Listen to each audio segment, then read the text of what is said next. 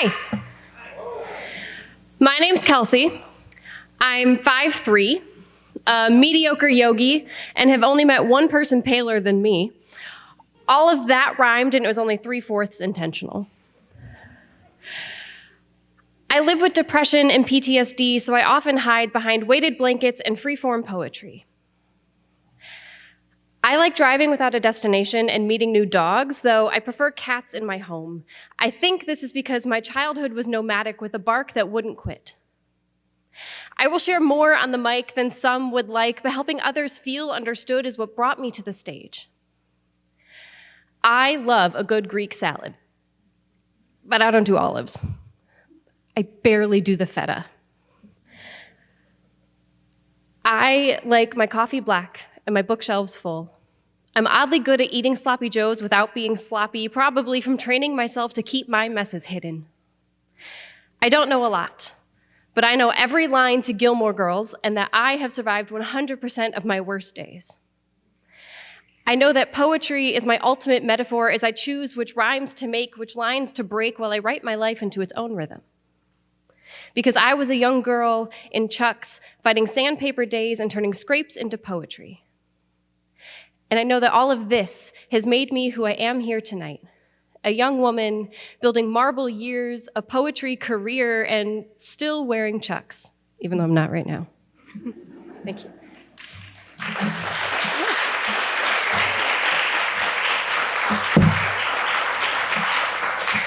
My poems are on this side. Yes, that's how I like to say hi and introduce myself without actually introducing myself. But yes, I am Kelsey Bigelow. I am a professional poet from Des Moines, and I'm just so honored to be here. Thank you, Megan, for inviting me. And I have just a small handful of poems that I want to share with you. A couple from each of my items that I have on my back table. I have a book and a spoken word album, and so I'll share a little bit of each with you, okay?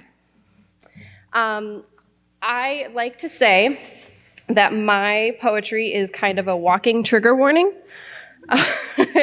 I write a lot about the heavy stuff. I went through a lot of heavy stuff, and poetry was my coping tool. So if there's anything that triggers anything in you as I'm reading, please feel, I can't see you, so I won't know if you need to take a step out and breathe and take care of yourself. I want everyone to feel good. So I'm going to read a couple pieces, shorter pieces from my book, Sprig of Lilac. This book is dedicated kind of to the grieving process. This is kind of a culmination of poems from the first few years after my mom passed away. So this first poem is November 16th, 2016.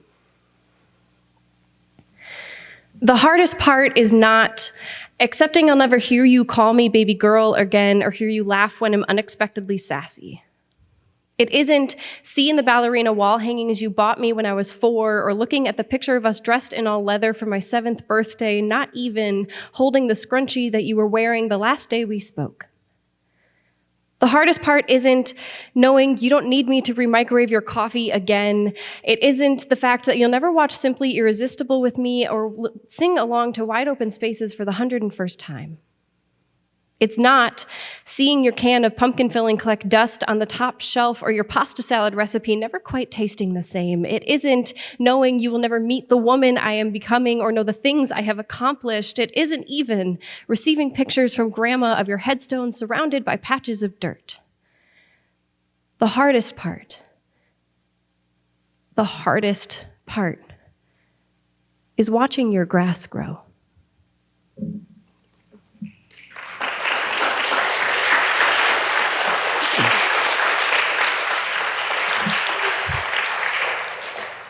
I want you to know that I have completely changed everything I had planned on reading tonight. I'm going to read one more piece from my book. It's a very short piece. It's actually, I think, one of the first ones I wrote for this book. This is called A Motherless Daughter. A motherless daughter is a breed aside from the norm. She aches with a stillness turned tremor mid-aisle of the grocery or sanctuary. Some nights she weeps silent and alone for the empty seat she knows will be listening to her vows. She regrows her shield with the force of the shower on her neck, and though her pen etches into her core, sometimes that's her biggest solace.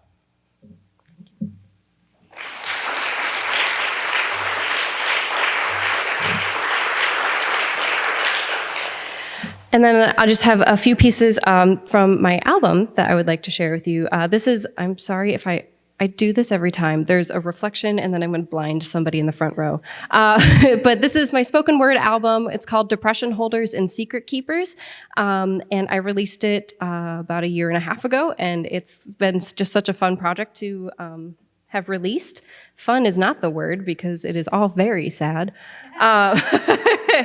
But I have just a couple pieces from that I want to share with you. I'm not going to. This one is still my reigning favorite on the album. This is Learned Instinct. I have contorted myself enough to know how my neck and kneecap should curl to take up as little space as a disappearing act allows. It's somewhere between question mark and whiskey pour spout. And by space, I mean existence. See, taking up space used to equate with being in the way. I know how to avoid mess and remove attention. And by mess, I mean existence. See, it's no crumbs on plate to hide residue from judging eyes because those eyes only saw a flaw. I have learned how to quiet, like mime, with helium in my heels and mute in my voice box to remain unheard because the herd always brought chaos, and by herd, I mean the existing. So I let closed doors and headphones become my bunker from the bellows and drywall holes, and by bellows, I mean their existence. While blankets of unwashed shaking became depression holders and secret keepers that hid my car-keyed forearms and question mark body, and by unwashed shaking, I mean the pitifulness I thought my existence was worth until I almost let it all go. Until I almost let it all go.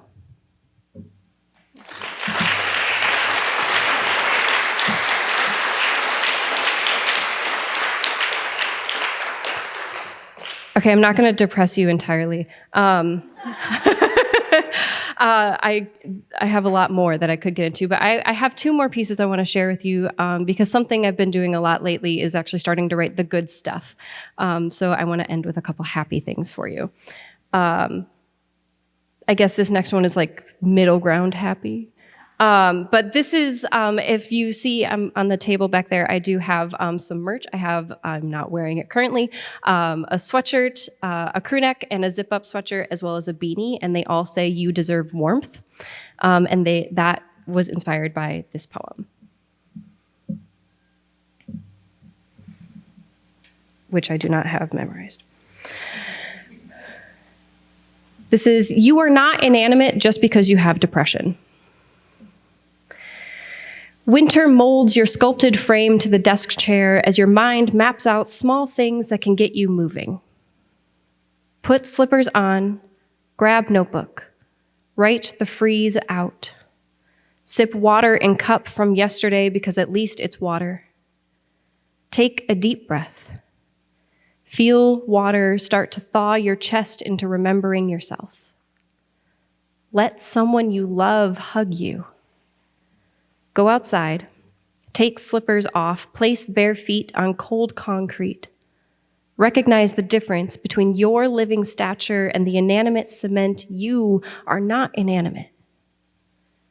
Put slippers back on, walk inside, sit back in chair. Take another sip of stale water. Breathe deep. Remember, you deserve warmth. You deserve motion. And you deserve warmth."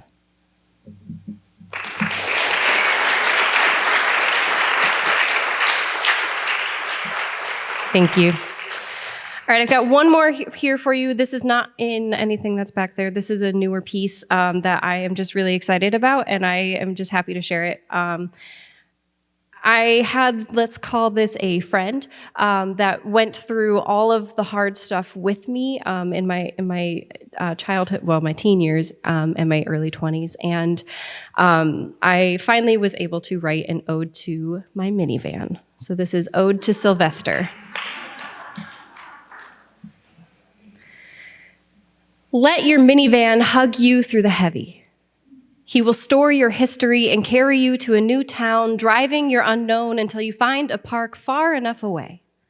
He will let you breathe and scream and sing and hit his steering wheel. He will let you do this over and over while you find home in his doors and take your shoes off to rest your feet on his floors. He sees you tiptoeing through traumas and tries to take some of it away. Roll his windows down. He will show you the power of a wind revival, how spring breathes for you and beckons you to its grass. Open his doors and run barefoot through your new chance. He will be there waiting for you when it's time for your next route, for the change you both know you're ready for. Let his speakers sing you down the highway to the next state over. He will have many breakdowns, but he will hold you through yours. He has a way of getting you exactly where you didn't expect, of cleaning the windshield in time for you to see your new view. And someday, after he's lived his last life, you will find yourself surrounded by city glow and falling snow. He got you to the place where you now carry your notebook to martini bars and coffee shops. The place where you laid him to rest in a ramp while you explored a life he wanted for you. You will marvel at the way a van taught you that a city and a decision can change courses, that views and stories can heal heaviness. You will realize he was the vehicle for your past self to fight for the better version you're walking in now.